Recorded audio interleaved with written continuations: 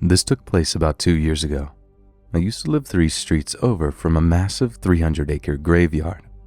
My old neighborhood was divided into 2 sections, one of which is a grid system and the other half is a twisty, secluded area.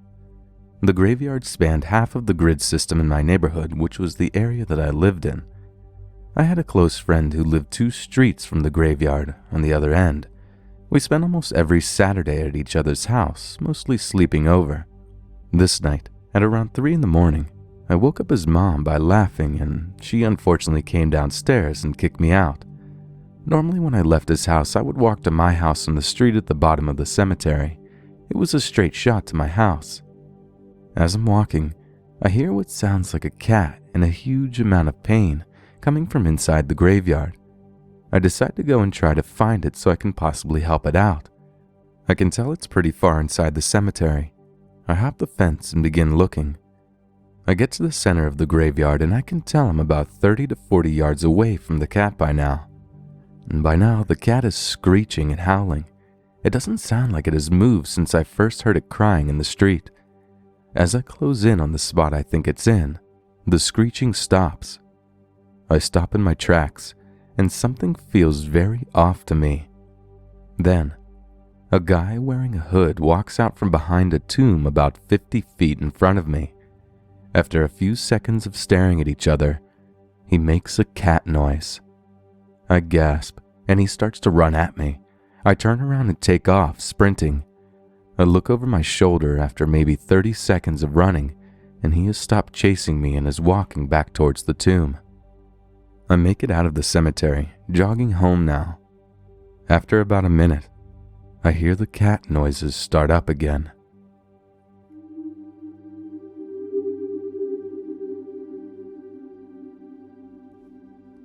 This happened around 10 to 12 years ago, and I completely forgot about it till now. It's a short story, but at the time it absolutely terrified me. When I was younger, my whole block was filled with kids from my age. At the time around 9 to 11, I can't remember exactly when, and we would all play around the neighborhood near a cemetery that is right near my house. We all used to play until after dark, playing games like Ghost in the Graveyard, literally, and tag and all that fun stuff, so it wasn't uncommon for us to be unattended around the block. It's a relatively safe neighborhood and I still live in the same house, so I'm surprised this even happened. This particular day, my best friend and I, she was 2 years younger than me, decided to go look at the gravestones in the cemetery. We went there and started browsing, amazed by the dates. We were preoccupied, so we didn't see the man who was walking aimlessly alone in the cemetery, not looking at any graves in particular, but just walking. I saw him and told my friend that we should head back home because he was a bit creepy and we were scrawny little girls. We head back home, and just as we are about to exit the cemetery, this older woman stops us and says, "You girls shouldn't come here. There are creeps that walk through here," and gave a knowing and creepy smile. We said sorry, we were just playing, and went our way. When we got back to our houses, we continued playing in the front yard, doing what little girls do, and suddenly I look up and see the same man from the cemetery. I was a little creeped out, but didn't know at the time that this was something to watch out for. He started coming up towards us, trying to talk to us, and we just kept playing and running around like we didn't see him, and eventually we went to my backyard and we felt a little safer. An hour or so later, we think it's safe to venture back to the front yard, and we see him just sitting on the curb. I can now see that he wasn't dressed nicely and maybe hadn't taken a bath in quite some time, and despite it being summer, he had a hat on, kind of like a beanie. We get really creeped out at this point and go tell our mothers. My friend's dad comes out and shoos him away, and we think that's that. Another hour goes by and we see the same man standing by our neighbor's backyard, which is visible from the street, trying to pet, I think, their dogs. We run in and tell our dad again, and he orders us to stay inside.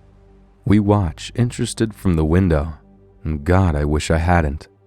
My best friend's dad runs across the street just in time to see the man standing near the same yard with a bite from the dog on one hand and the dog itself, dead, in the other. He ran down the alley just before my friend's dad could reach him. Our parents called the cops, but I don't think he was ever found.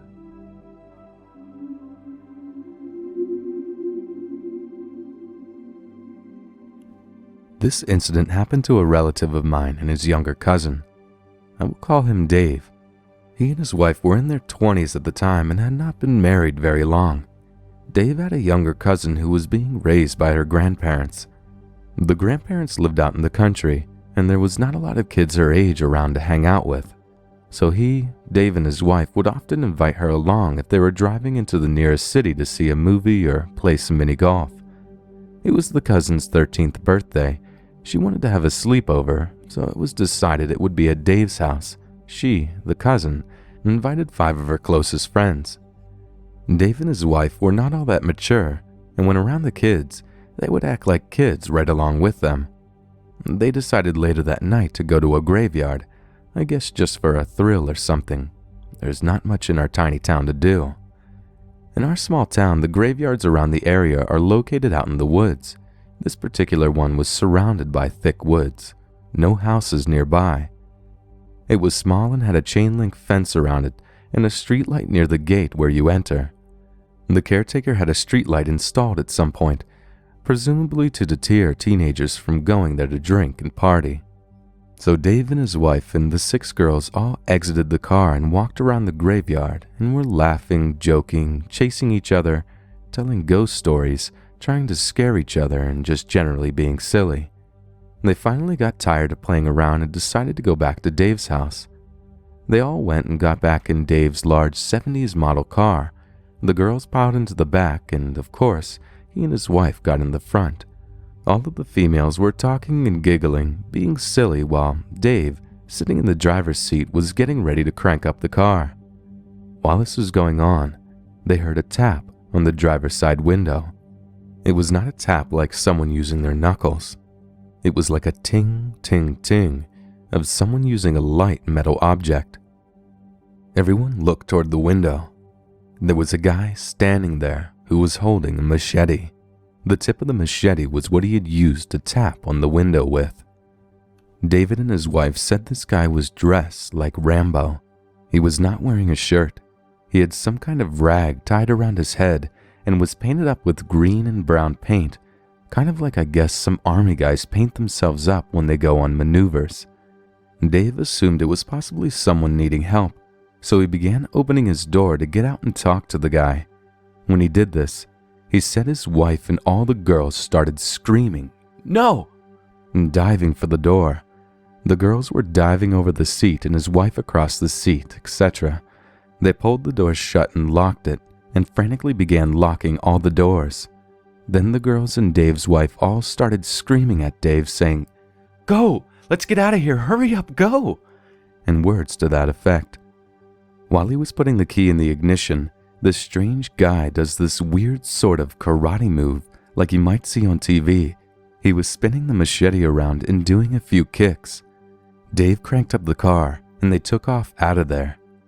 Later that night, they all rode back to the graveyard to see if he was still there, and of course this time they had the doors locked and didn't get out of the car. They thought they saw someone lying on one of the graves towards the back of the graveyard, but it could have been a trick of the lighting. We don't know to this day who this individual was. They believe he was either on drugs or seriously mentally ill. It creeped all of them out that this very strange guy was probably hiding in the graveyard watching them earlier, when they were all walking around out there laughing and having fun, totally oblivious to his presence.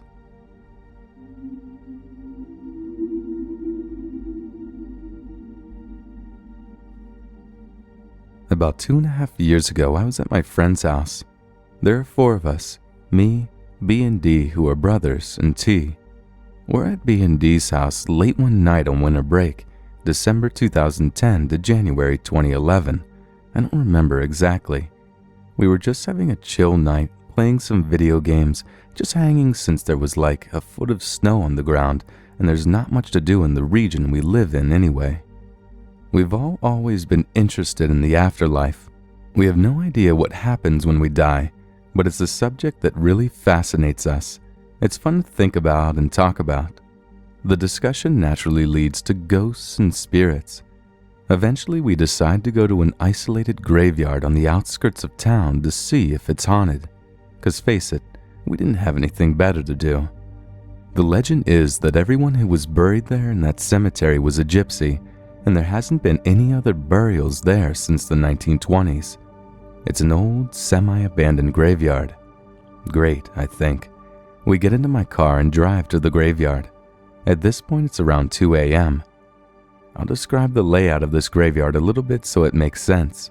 It's on a quiet, wooded road with very little traffic and not much light, other than the moon. Going north on the road, the cemetery is on the right side with a patch of grass on the left side just big enough to fit my tiny-ass car.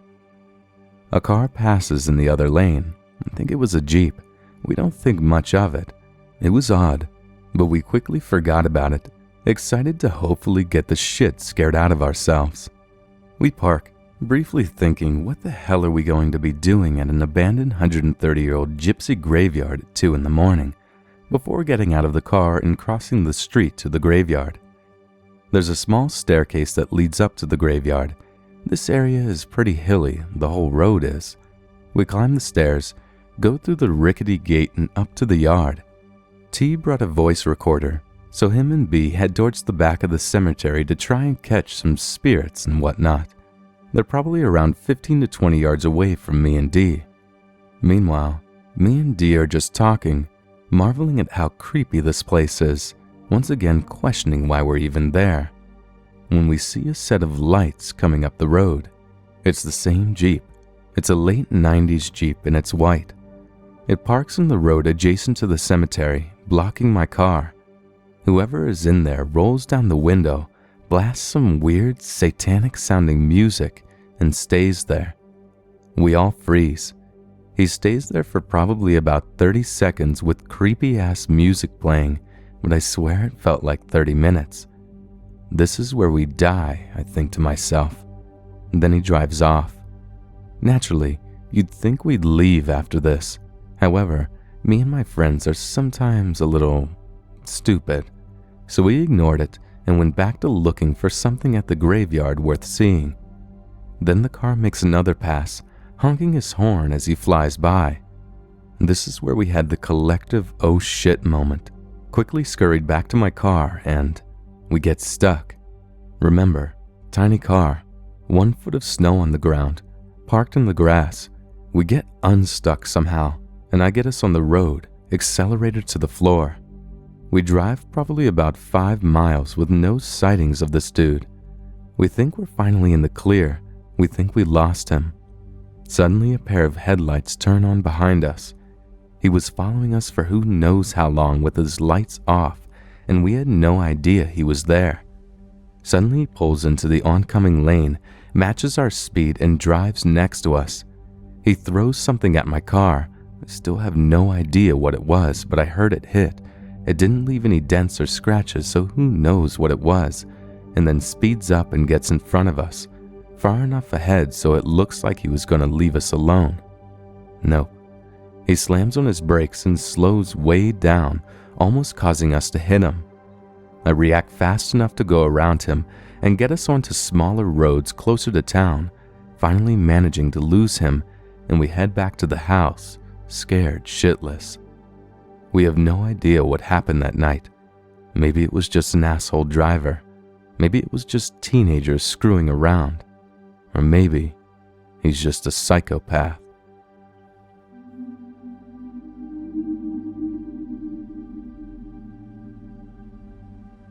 A few days after I turned 19, I was walking around a cemetery one afternoon, looking for a grave of a friend who had died a year earlier. About an hour in, it started raining pretty hard, so I got out my umbrella, and soon after, a bright orange maintenance truck approached me. The driver pulled up and he asked if I would like a ride out of the cemetery, and, though pretty hesitant at first, I agreed and got in. I don't remember how, if we managed to communicate even somewhat decently. He had this low, raspy voice that was frequently punctuated by heavy breathing, and I was nervous about not only being in a truck with this strange person, but also because I couldn't really understand what he was saying. The truck was kind of dirty and grimy. It had tools and other random clutter, and it smelled like smoke and ash. But there I was, riding next to this larger, older, maybe looking about his mid-40s, man with a black cowboy hat on who I think was missing quite a few teeth. I think he asked about me and what I was doing in the cemetery, etc., but I was so nervous I mostly kept to myself. At one point he slowly reached around me and lightly pulled on my right shoulder, stopping when my head was about in the middle of the center console. I thought this was a little weird, and I straightened up quickly and played it off. However, I became even more nervous. He was driving through an unfamiliar part of the graveyard, stopping at a family monument. He then started undoing his belt and exposed himself to me, at which point I flipped out. His intentions hit me like a ton of bricks. I quickly grabbed my coat and umbrella and said something like, "I have to go now," got out of the truck and walked until I was out of eyeshot behind some tall bushes, at which point I ran straight ahead at full speed, continuing for about 10 minutes until I found my way out of the cemetery. Nothing else happened after that, save for me being generally anxious and uneasy for the next week or so. I didn't do anything else, just went home and ticked it off as another strange encounter. I have been back to and am now a bit more familiar with that cemetery a few times, but thank goodness, I never saw that man again.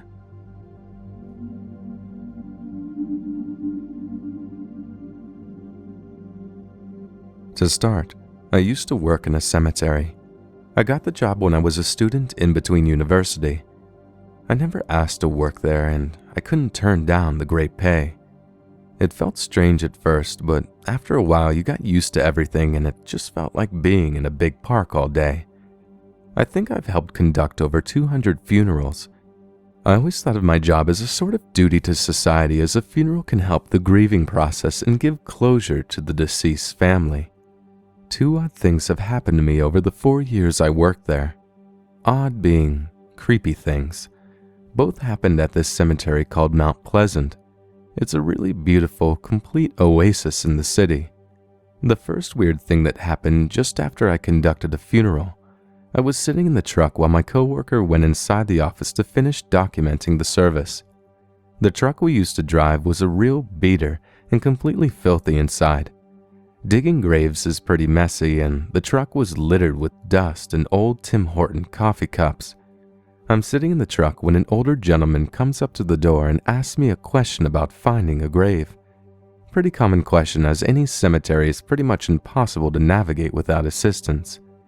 I go to respond when all of a sudden an older lady opens the side door, jumps in and points her finger and yells, "That man kidnapped me! Get him away from me! Don't let him ever touch me!" I'm completely floored by this. She doesn't look out of sorts at all, completely normal, but she's in a complete fucking panic. I look at the guy who all of a sudden walks away from me and looks totally shocked. He can barely talk, and he's floored as well. Meanwhile, the older lady is pleading with me to help her, repeating that she's been kidnapped. I try to calm her down, but she's completely losing it. And then she opens the truck door and runs towards my two other coworkers who are watering flowers about 500 meters away. I get out of the truck and ask the older guy what the hell is going on, but he can barely talk. He mutters something that she might have Alzheimer's and it's tough taking care of her. I ask if we need to call an ambulance for her or if she has medication, but he doesn't know what to do. I can see the older lady talking to my coworkers and she seems a bit more at ease with the distance between her and the guy. As I look back at the older guy by me, he begins walking back to his vehicle and says, "I'm sorry about this whole thing, and I won't bother you again." He gets into his van and just drives away.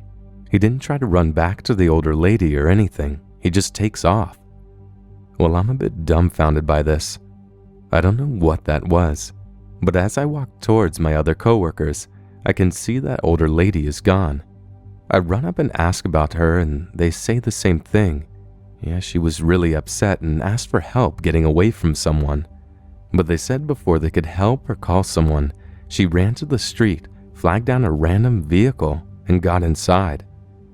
I tell them about what she said to me, and everything at this point is so random, bizarre, and absurd. The image of this older lady willing to hop into a complete stranger's vehicle.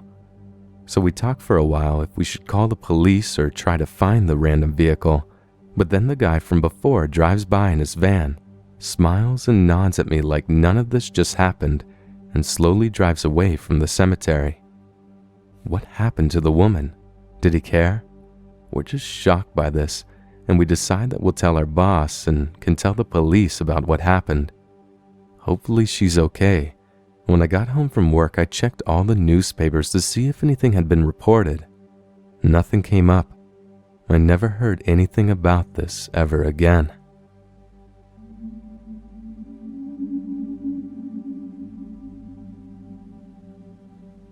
This was a few years ago. Funny enough, it was on Halloween.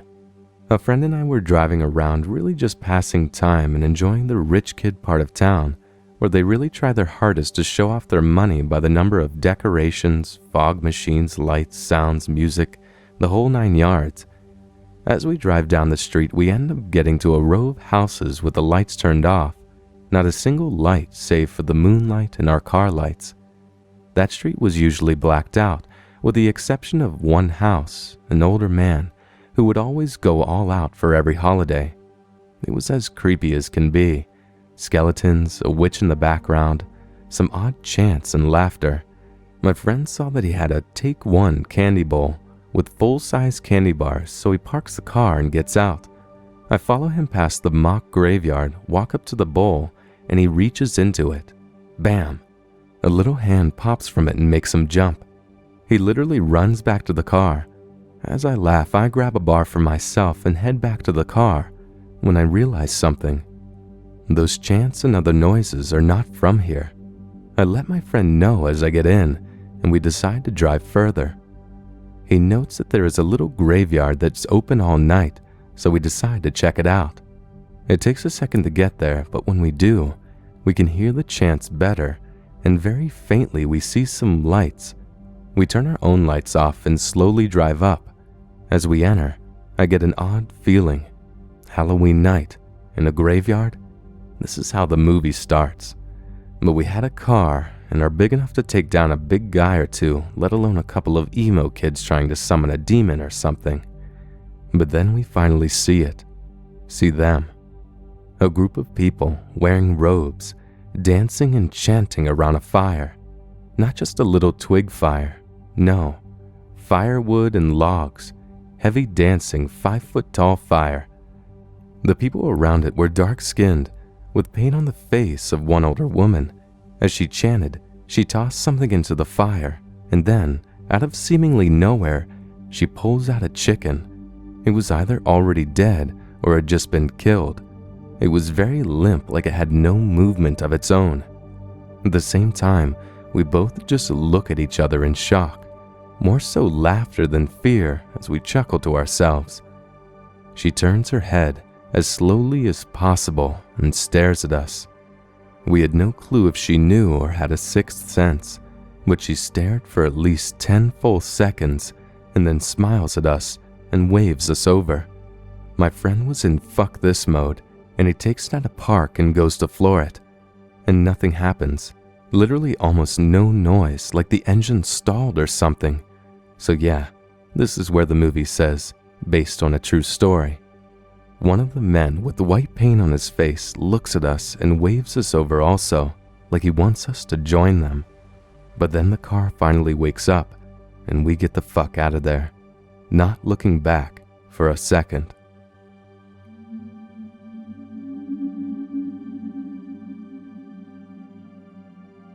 I was 18 and the only one of my friends who had a car. I was also way too nice about letting my boyfriend at the time use it. I was taking evening classes at the local community college, and this particular evening I told him he could drop me off and take my car to hang out downtown with some people. He promised to pick me up afterward. Class let out around 8:30 p.m. on time. I went to the parking lot with everyone else, My boyfriend was nowhere to be seen. I went to check my phone for messages. Maybe he'd let me know he was running late, but it was dead. I sat on the curb and waited. After about 20 minutes, the parking lot was empty. I found enough change in my backpack to make a phone call at a payphone outside the building. I got his voicemail. I was getting pretty angry. I waited longer. After about an hour had gone by, I gave up and started walking. My nearest friend lived about 5 miles away. I wasn't in a bad part of town, so I wasn't worried about walking by myself after dark. And anyway, I was too livid by that point to sit still. I remember walking and snapping my fingers to the beat of some song that was stuck in my head to make the walk a little more interesting and to take my mind off of being angry. It was late by the time I got to the cemetery, a little more than a mile from my friend's house. It's the largest cemetery in the city, spanning several square blocks. I kept expecting my boyfriend to pull up, worried and angry, demanding that I get into the car. In my head, I played out the fight that would ensue. I was walking past the cemetery, daydreaming about this and nonchalantly looking at the grave markers, when I noticed someone standing there, their shape illuminated by the yellow streetlights. My brain snapped to attention. It had to be past 11 p.m., way too late to be in a cemetery, and this person wasn't walking along one of the paths, but standing behind a large headstone. He, it was definitely a man, was about 20 yards away from me, facing my way. I watched him warily as I walked, and after a few moments, he stepped slowly from behind the headstone. I stared. It took me a moment to realize, and at first I thought I might be mistaken, but even in the dim light I could tell what was up. The man did not have pants on. I ran the last mile to my friend's house. I didn't look back, and I didn't stop, even though I got a terrible stitch in my side. I remember she was up watching Half-Baked when I got there, and she asked me what was wrong. I don't know why, but I didn't tell her about the cemetery guy. I told her about getting stood up, and that I just felt like running part of the way. I didn't tell anyone about that for years. In retrospect, I should have called the police, because I don't know how dangerous that guy might have been. I think I was too freaked out and too angry at my boyfriend at the time for it to even cross my mind.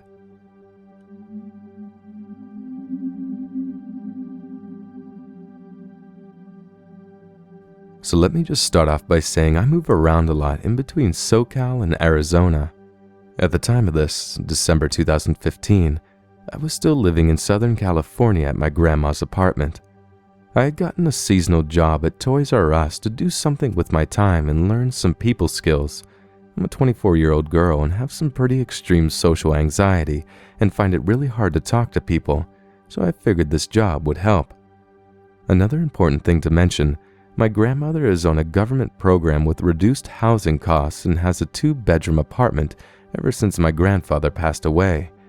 But due to the annual check at her complex, she is supposed to be the only inhabitant of her dwelling, so technically I was not supposed to be living there with her, but she liked the help and company, and I liked being rent-free. Now, since I wasn't supposed to be there, I technically had to sneak around and most definitely couldn't park on the parking grounds for the complex, as it would draw attention. There was a cemetery across the street from the complex, and then a half-mile of houses leading down the street next to the cemetery, along which most of the visitors for the houses and apartments nearby, including myself, parked. I was getting free rent and staying with my grandma, which was awesome to me, even if it meant I had to usually park half a mile away from the complex, and I didn't mind the walk. So all was well for a few months when I got the job in October, minus a scary incident with a stalker at work. I'll leave that story for another time. But eventually, they started putting me on night shifts, which I definitely did not mind since I tend to be a night owl anyway. Also, if you've ever been on closing shift at any retail store, you'll know you can easily stay an hour or two overtime after the store closes, doing reshop during the holiday season. It was early December at the time. I ended up getting off of work past 2 a.m. Around this hour at this time of year in this part of SoCal, the mist gets unbearably thick, to the point of having to drive 30 miles per hour down the freeway with brights on and still being unable to see a foot or two in front of your car. Tonight was one of those nights. I wasn't too bothered by it at the time, but it does set off my anxiety a little bit, so by the time I got home, it took me nearly 20 minutes to find a parking space, and I was pretty anxious. Of course, with my luck, I parked at the very end of the half-mile stretch. Now, it's kind of a tradition of mine to get out of the car, close the door, and linger near my car for a minute while I audibly stretch a bit and sometimes complain to myself. It's just a little habit I do, and tonight was no different. Immediately after I tucked my purse under my arm, turned my phone flashlight on and stuck it in front of my face to see where I was going because of the fog, I couldn't see a foot in front of my face. I had walked in this weather many times before, so I knew my way home. A straight shot walk for a half a mile and a sharp turn left at the end of the cemetery, then crossing the street into the gated complex, so I was on my merry way until I heard it. A loud, almost obnoxious cough and footsteps. My alert mode set in and I instantly started walking faster, trying to be quieter about my movements. Call me paranoid, but I have a fair number of creepy encounters, and I certainly wasn't keen about meeting the stranger walking behind me, especially given the fact that I can't see a foot in front of my face, even with street lights and my phone flashlight.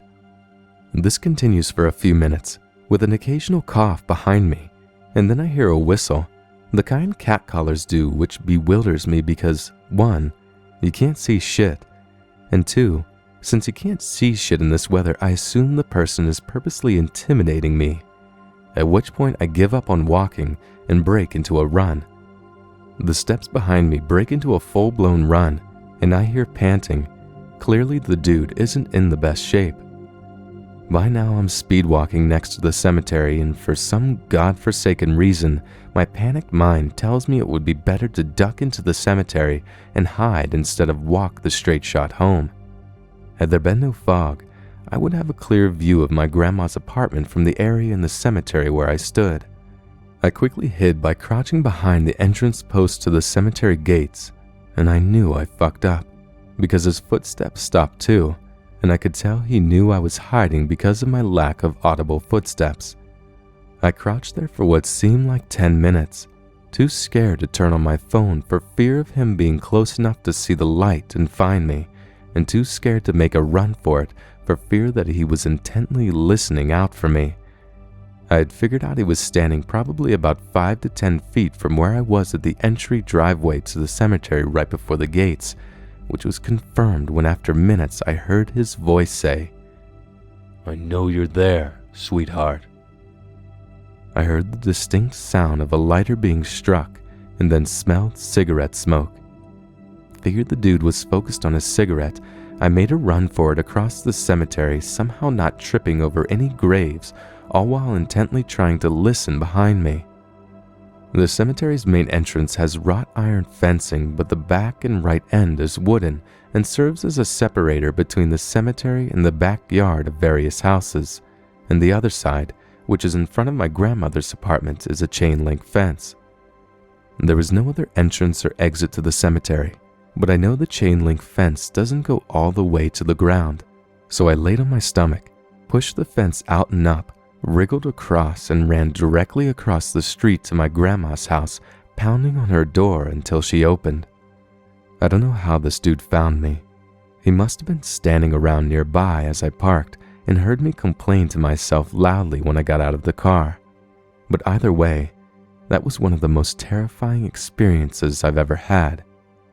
So creepy stalker guy in South San Diego who likes to come out of the mist and terrify women at 3 a.m. Let's never meet again.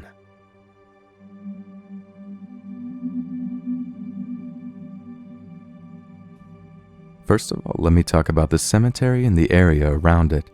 The cemetery is visually stunning, has a complete open area where you can see all the graves around and into the distance, a spooky maze-like section with nature overwhelming the gravestones with the overgrown plants everywhere, and a large church located at the far end. It's eerie, but also very beautiful at the same time. But before this incident, I never really cared about this graveyard all that much. I walked past it when having to go meet my friends, or when I just took a shortcut to get home and recently to get to college. The cemetery was next to some very spooky alleyways in a council estate, so you had to watch your back when you walked through this place due to the constant rumors of drug dealers, muggers, and all sorts roaming the area at night. Nevertheless, the cemetery didn't seem too interesting to me until my friend told me a bizarre story involving his brothers and their friends. At nighttime, the brothers and their friends used to play a game inside the cemetery. I don't recall my friend telling me exactly what kind of game it was, but that's not important. They were just being typical teenagers, causing mischief to make the day worth it since the district had the excitement of watching grass grow. After about 20 minutes of doing their little game, they began to notice something off. The guys felt like they were being watched. The atmosphere turned dark and bleak. Tension was among themselves because they knew they weren't alone. Soon enough, one of the guys saw it. A person. This person was wearing a cloak, and he was holding something. This person was crouching under gravestones and was silently trying to move from one to the other, getting closer. Well, one of them noticed it and informed the others of the situation. They turned, all of them. Before the others could spit out a word, the cloaked man began chasing them, holding a hammer like a weapon. This guy was insanely fast, but due to the adrenaline rush and sport background of his opposing forces, the teens were faster. I don't want to make their story any longer, so I'll finish by saying that the friends jumped over a large fence and escaped the cloaked man. The second they jumped over, a large thud was heard and the fence was pushed forward. The cloaked man had hit the fence with his large hammer and was close to cracking open a skull. Afterwards, they got home and two of them told their brother, my friend. At first, I didn't believe the story, and neither did my other friends. The friend, named Sam, who told me and the others of this story doesn't exactly lie a lot, and he seems serious. I was thinking that his brothers were lying to him, but I thought, hey, fuck it. I'll go see if this cloaked man is there, and you guys are coming with me. A day after presenting my friends with a little adventure idea, I began planning where we should meet and how we were going to do this quest. Suddenly, my friend Dave texts me. He already went looking for the cloaked man the night before with his friends. His encounter with this cloaked man was a little less frantic than the other confrontation, but this time, a lot more outlandish. Dave went with two other people. When they went deep into the cemetery's open, one of the guys immediately shouted, "Hey, no face!" Dave tried to tell him to shut up, but he wouldn't stop. The group carried on through the pathway surrounded by dead people until they reached a large shed.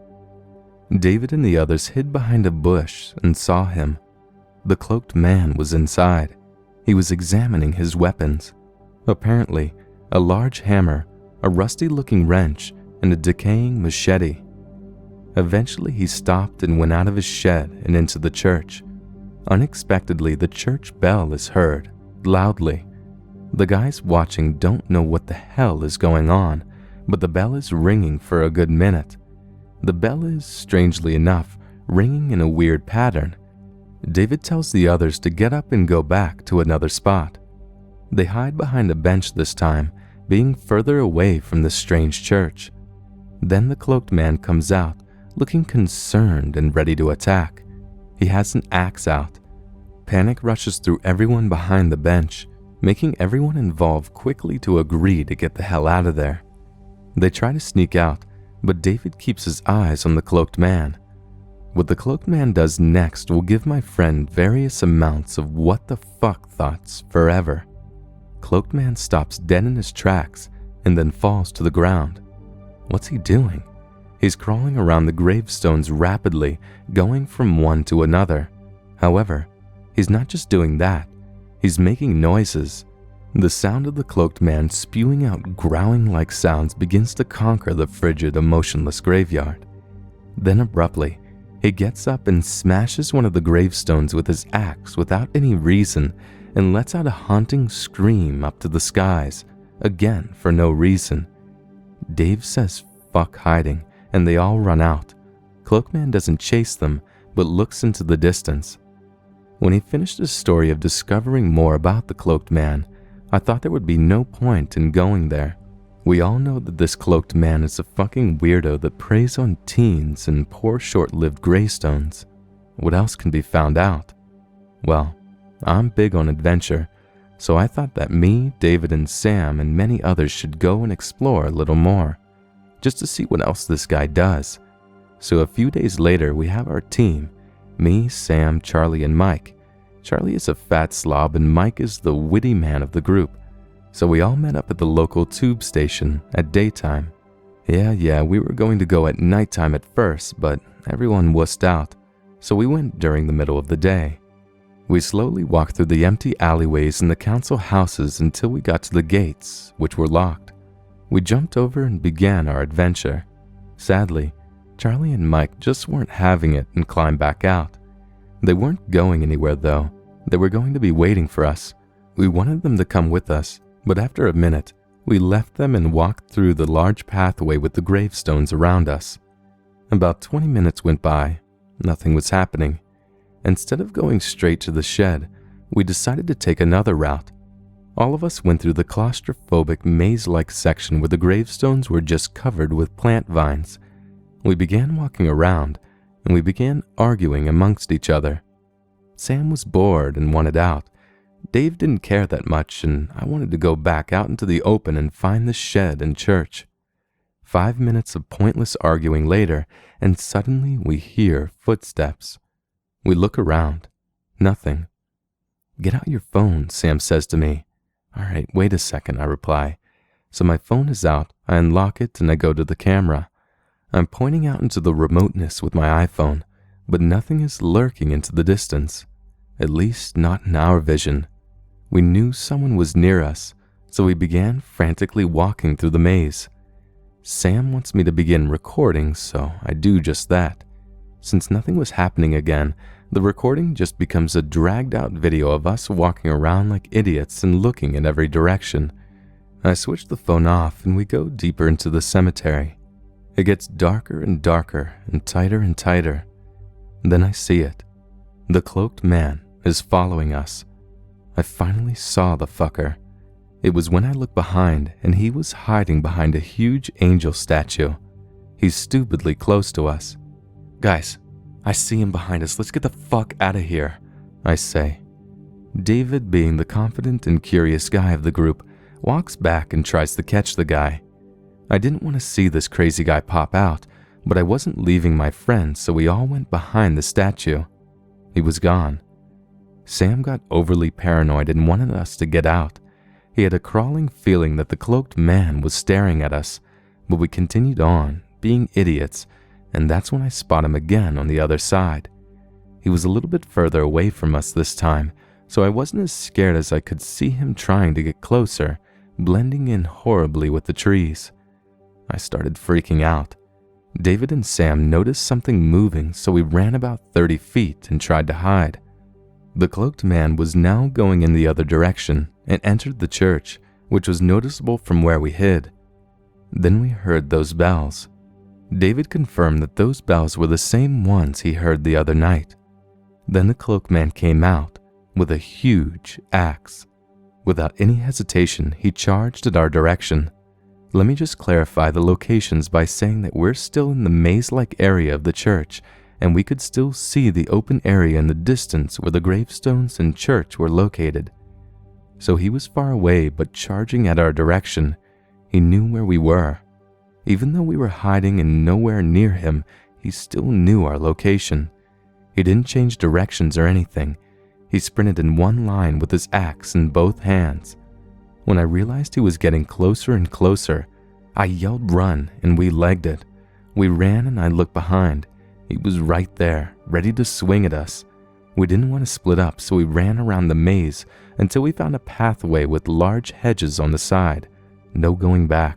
We all ran and ran through the path, but after running down this path, I was beginning to feel like I was having a heart attack. When I looked in front, I felt so much fear, and I was already losing hope. It was a dead end. Me and my friends were greeted by a locked shed at the end of the path. No way to get in. No way to climb on top of the shed either. We had the same feeling of dread taking over our bodies. We waited a few minutes and the cloaked man didn't come. We silently went the other direction and stumbled back to the overgrown plant gravestone maze. We looked everywhere, finding broken tombstones and ripped up branches everywhere. There was silence for about 10 minutes when we looked in every direction again, hoping the cloaked man was gone. All of us were sneaking around until we got out of the maze and the claustrophobic feeling of that horrible area disappeared. The mundane gray clouds that suddenly appeared, it was a sunny day at first but gradually got worse because of England's bipolar weather, made the open cemetery look more disturbing and bleak than it already was. As we walked on, we hear a thunderstorm and it looks like it's going to rain. We try to jog out of there when we look and see something sticking out. Holy shit. The cloaked man is in the distance with his hood off, standing on top of a gravestone. His face was visible but not completely clear. He was wearing a cliché Halloween mask for some reason. We stare at him for about 20 seconds before he goes down and begins crawling in our direction. Fuck that. We ran and ran until we jumped over the fence. Charlie and Mike were no longer there. The bastards got bored and left, but you can't blame them. After that, we were all freaked out and decided to never go to that cemetery again. We went home and that was it. The next day though, I walked through a street with the cemetery on the left side. The other side of the cemetery is where the alleyway and council estate is, and saw red tape and police inside the graveyard next to the church. I wish I had asked the police officer what was going on, but I was too freaked out to go back there, even with police everywhere. I never did find out what had happened, and now that I think about it, I don't think I want to know. But there were rumors that the guy that was stalking and chasing us was just the caretaker wearing a mask, trying to scare people who went to the cemetery just to mess around. So the police investigation probably had nothing to do with the cloaked man. At least, I hope not.